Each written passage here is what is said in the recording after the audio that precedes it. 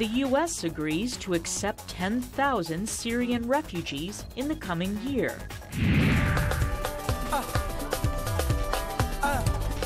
In our Music Maker segment, Congolese superstar Fally Ipupa.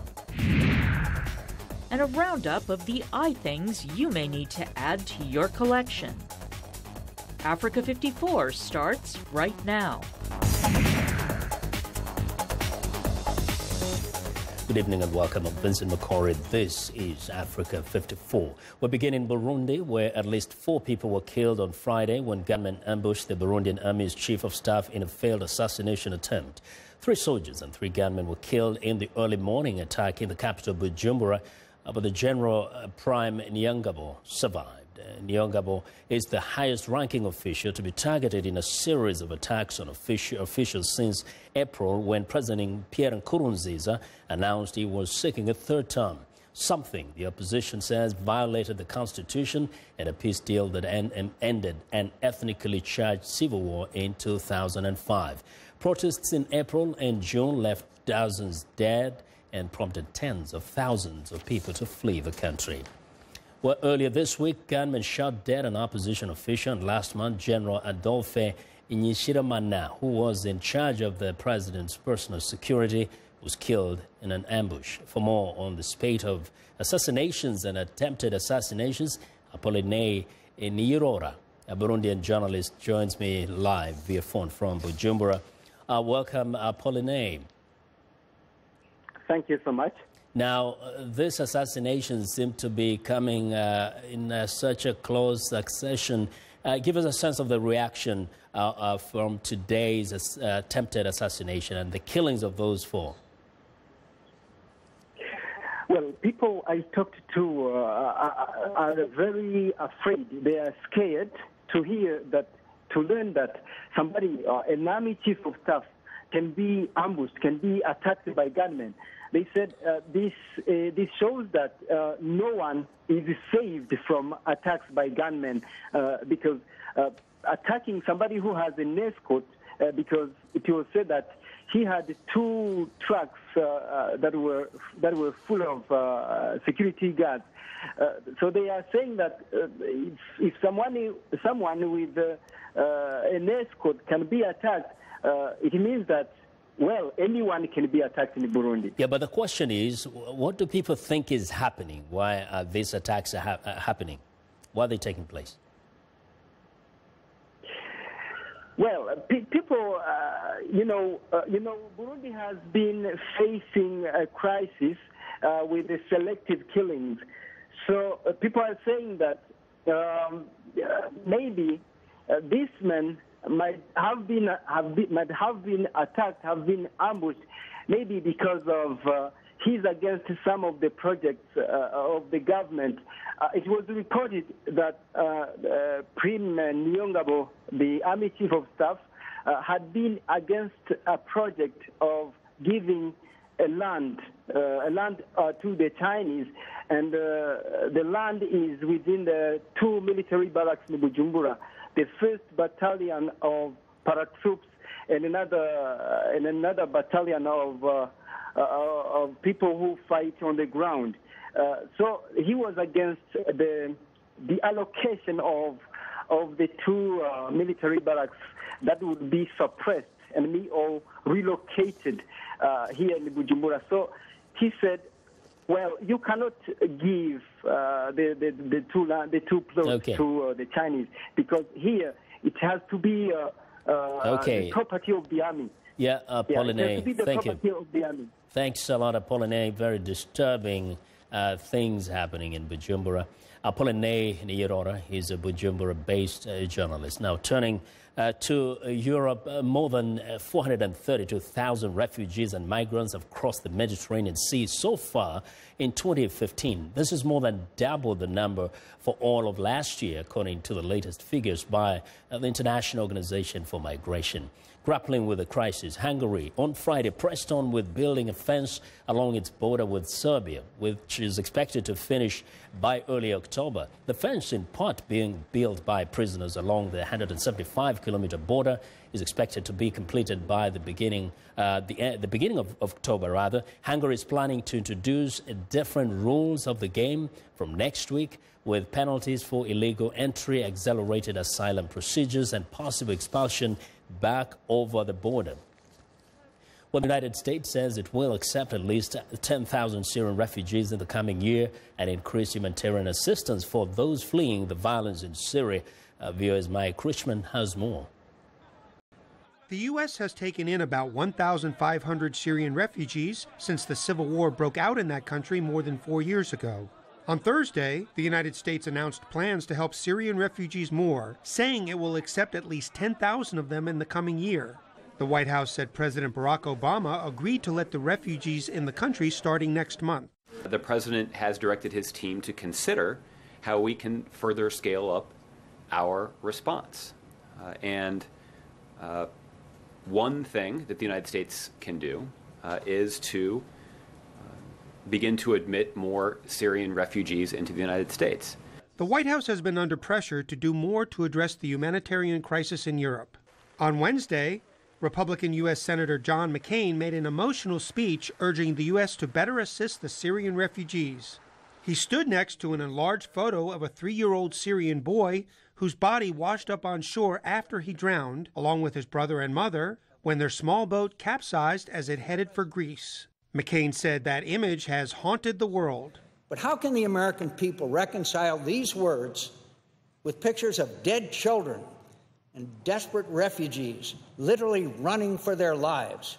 How can President Obama say it is our moral obligation to do what we can to prevent the worst atrocities in our world, but refuses to do anything to stop the atrocities that are occurring every single day in Syria and across the Middle East?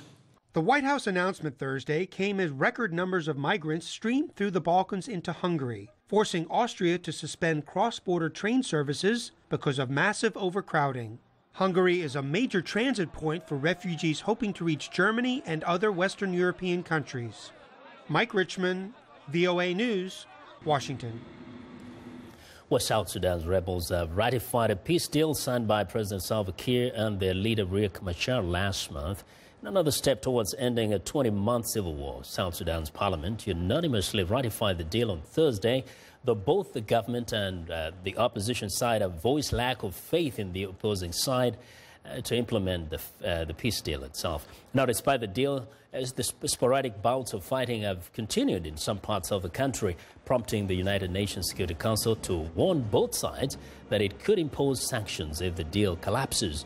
More than 10,000 people have been killed since the conflict erupted in December 2013 between forces loyal to Machar and ethnic Nuer and to Kiir from the dominant Dinka group. Now, for some insights into the challenges South Sudan faces in its efforts to restore peace, I'm joined by Majak Dagot. He's a former Minister of Defense, South Sudan. Welcome to Africa 54. Thank you. Now, we've been talking about this peace deal, and at the moment, we're at a point where everybody's curious to see the first steps in implementation. Given that both sides have all the suspicions and also distrust, what do you think is going to be the biggest challenge in starting that first step?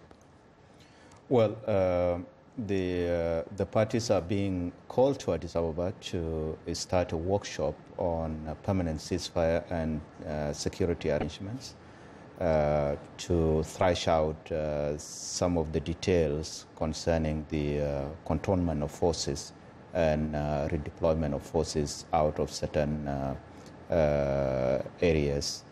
Of course, this has been the country has been in a state of war, and therefore it is important to note that the parties are approaching these matters from the backdrop of mistrust and conflict. Yes. Now, in terms of the demilitarization, it's not the first time that this has been said.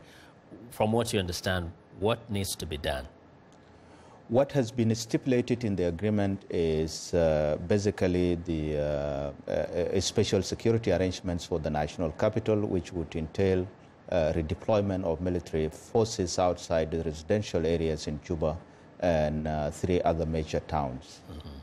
And this has kind of looked like both sides, from what I was reading, didn't seem to be moving at that speed that is desired, because each of the sides feels like they need to hold on to guns, to their men. How do you resolve that?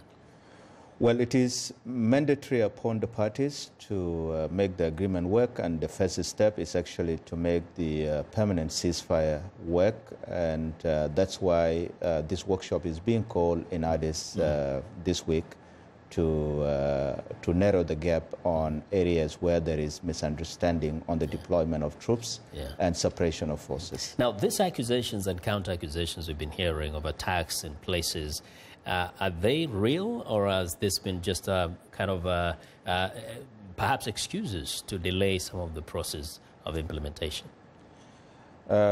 It is both. In majority of instances, these have been real accusations, because the government actually moved troops a few weeks ago on the Nile to Malakal. They ran into skirmishes with the forces of the opposition, and in response the government sent attack helicopters to bomb opposition positions. So some of these accusations have been real, and some of them have been made up by both parties in order to discredit the other. Now, you've been in government. Do you get the sense that citizens have faith and confidence in the current leadership, given their history, on both sides?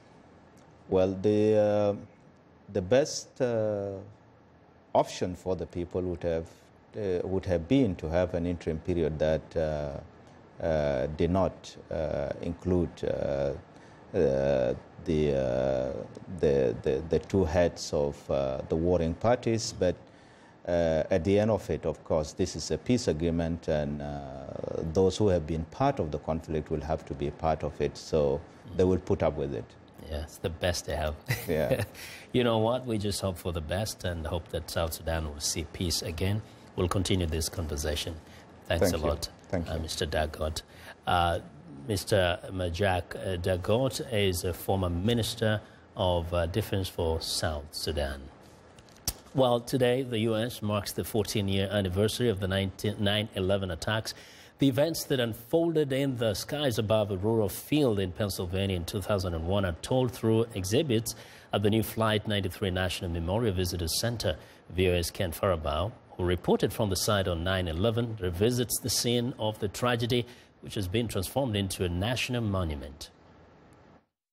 I've seen it go nosedive straight into the ground down here. In these Somerset County, Pennsylvania fields, the chaos and confusion surrounding the crash of United Airlines Flight 93 on September 11, 2001, is replaced today with quiet and calm, 14 years after one of the defining moments of American history, which was Gordon Felt's personal tragedy.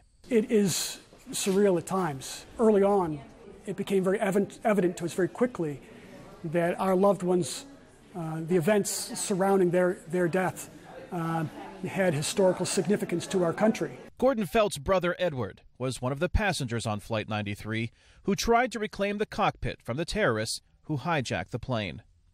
The last 35 minutes of Edward Felt's life, and those on the plane with him, is explained through artifacts and interactive displays in the new Flight 93 Visitors Center, where family members hope visitors will understand the full impact of the actions of their loved ones. They'll get a sense of who those 40 heroes were, as well as what their collective actions did to help save the Capitol building that morning.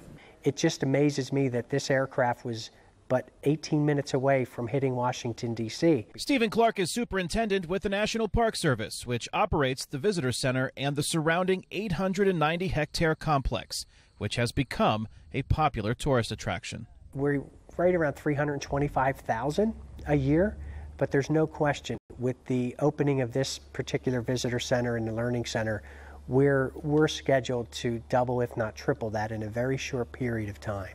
This is a story that resonates with people still, 14 years later. Though he lives in upstate New York, several hundred kilometers away, Felt says he visits the site about 6 times a year. But it's important for me to be here. It's important that family members be involved in this process. And involved they have been, from acquiring land at the site, to the design of the $26 million visitor center, to the stock of coffee cups and T-shirts sold in the gift shop. Felt says it is all in the hope that visitors will be inspired. I want people to be able to walk out of this memorial and say to themselves, if it was me, could I have done what they did? It is a question visitors can ponder while looking out towards the final resting place of 40 souls, while standing along the final flight path, now set in stone, of United Airlines Flight 93. Kane Fairbaugh, VOA News, Somerset County, Pennsylvania. Well, we want to know what you think about Africa 54 and the stories we cover. Join the conversation on Facebook. The address is Africa 54. And check out our headlines 24/7 on voaafrica.com. I want to hear from you. Find me on Twitter at Vincent Makori. Coming up, Roger Muntu talks about Congolese superstar Fally Ipupa. Stay with us.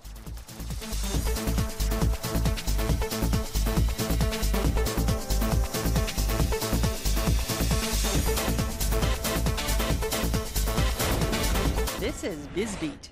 Tough economic times in Greece are inspiring some creative business solutions. What was an empty warehouse in Athens is now a business incubator, a modern co-working space called Saveri 16. Co-founder and manager Theodore Perkikakis. The idea was to have a very different place that doesn't look Greek, yes, or Mediterranean. We wanted to be more international. Common areas such as the cafeteria and meeting rooms are shared in the incubator, as are the bills for utilities like phone and internet.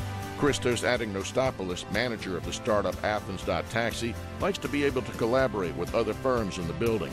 Let's say you might need some artistic work or some web design or some advertising, consulting. Saveri 16, an idea to help small companies when Greece is facing widespread economic challenges. For VOA's BizBeat, I'm Philip Alexio.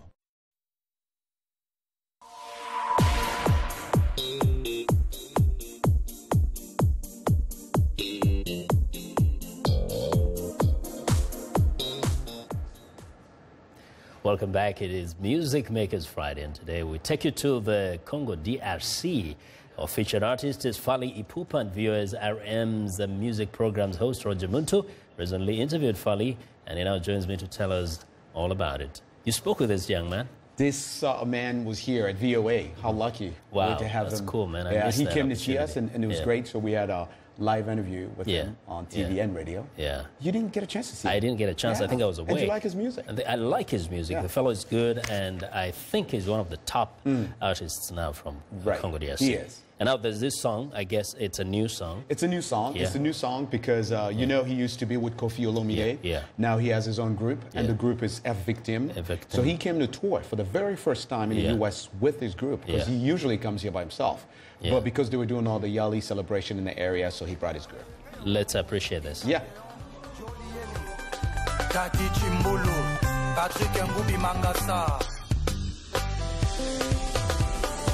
African James Bond, DJ Drogba.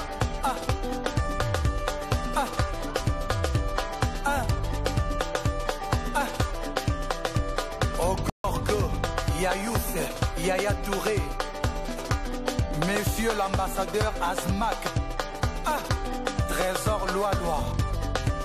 Aïe aïe aïe, Fouenga Tete, Bagilanguma, Yamuni, les mamans, Cashmani, Didier Mbenga. Serge Ibaka, NBA. DJ Polio. Aïe aïe aïe, Fouenga Tete. Bagila Gouvata, Oga, Hela, Gila Goudili, Maman Lenny, Selele. Bibi l'amour, Maman Lenny, Selele. DJ Kitoko. Maman Lenny, Selele. Prince Losala. Voilà. Aïe aïe aïe, Fouenga Tete. Bagila Gouvata, Oga, Gila Goudili, Maman Lenny.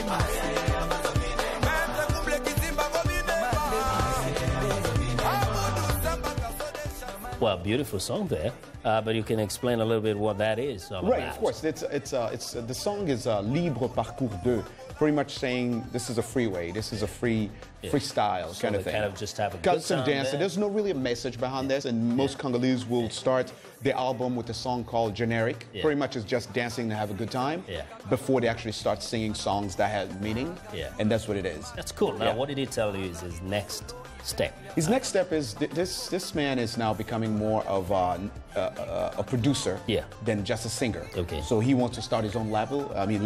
He a record. He has a business now, and he's starting his own group, as we said. He wants to help a lot of young Congolese upcoming artists. Very sweet. Yeah. Great. Hey, Roger, thank you very much Thank for you for sharing that having with me. us, as always.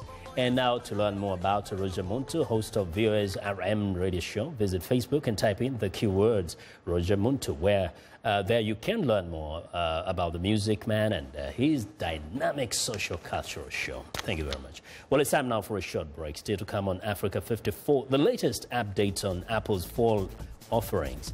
We'll be right back.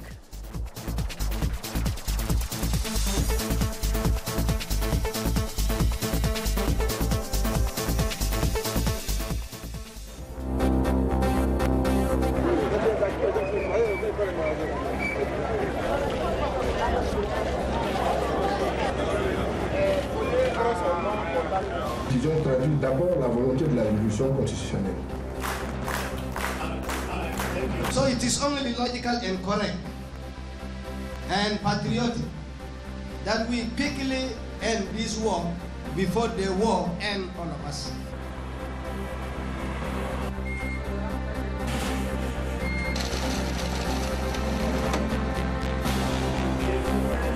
De cada especie, de cuál.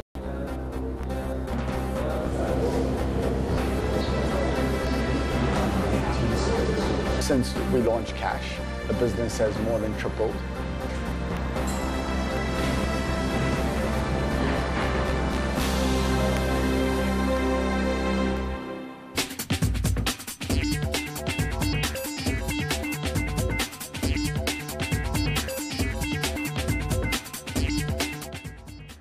Welcome back. Here's what's trending. Apple is updating Apple TV with an app store and a new interface that allows viewers to make requests through the Siri digital assistant and search for specific programs and moves across apps.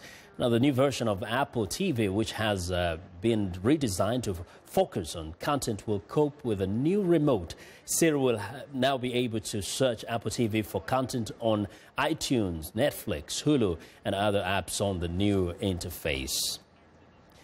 Now, Apple also had a big iPhone announcement. Apple will hit the holiday shopping season with the iPhone 6s and 6s Plus, which includes an upgraded 12-megapixel camera and a new capability called 3D Touch. It can sense how hard a user is pressing a button, allowing for easy access to different menus and information. The new iPhones will also come in a rose gold finish with a new glass that the company describes as the strongest in the industry.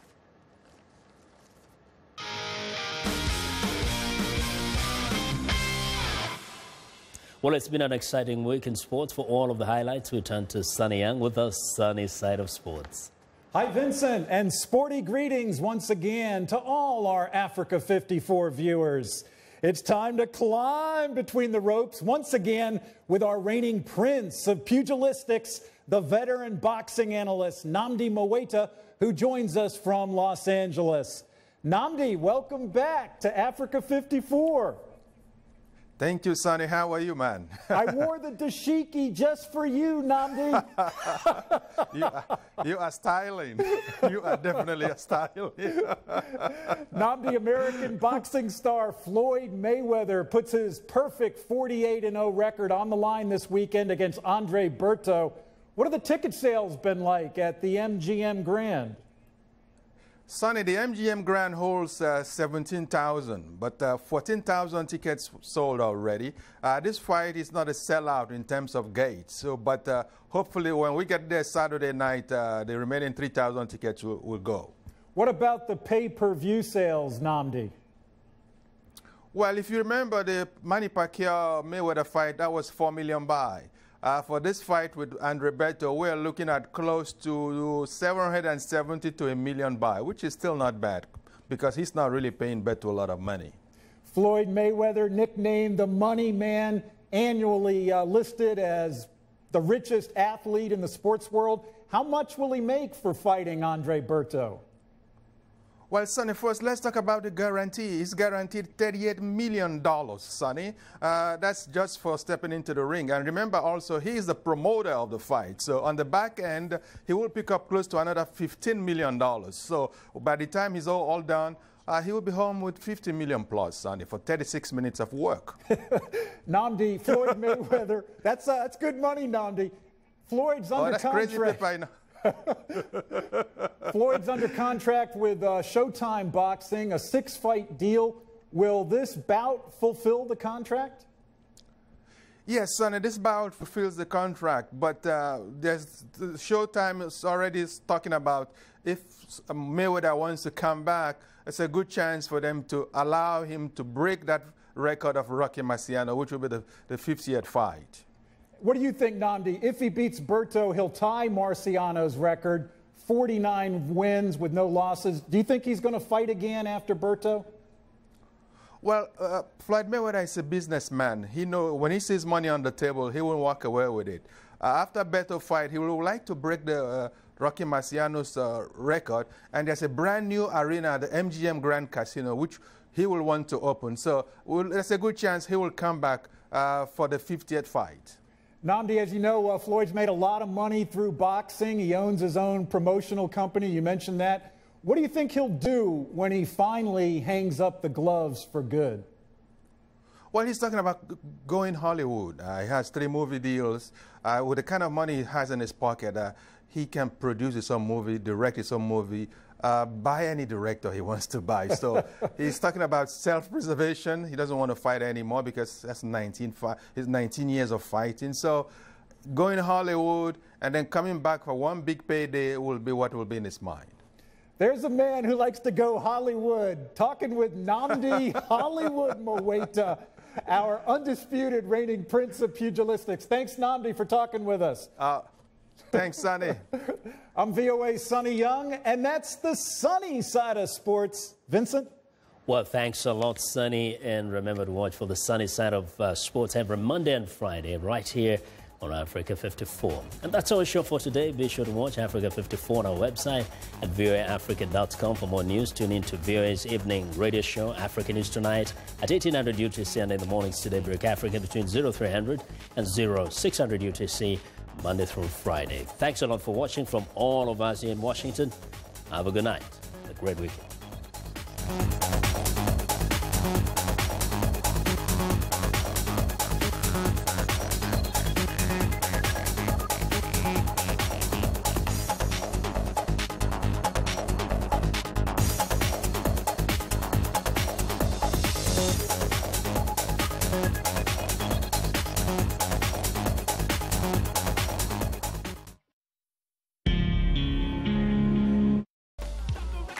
Music is something that brings people together. Music educates, it motivates, it's a bridge. Music. Ali. On VOA. qubanaha VOA waxaan ku soo gudbinnaa qubanayaal goosgoosa oo xiiso badan oo ku saabsan arrimaha Soomaaliya, Maraykanka iyo caalamkaba. haddaba qubanaha VOA-da kala soco website-keena voasomali.com.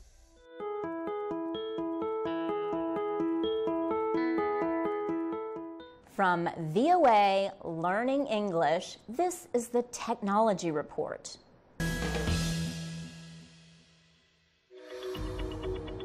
I'm Mil Arcega. I'm the host of VOA's The Correspondents. A roundup of the world's top stories. Here's a false choice in more ways than one. We can't actually put you there, but we can come pretty close. In 30 minutes, we'll show you the world.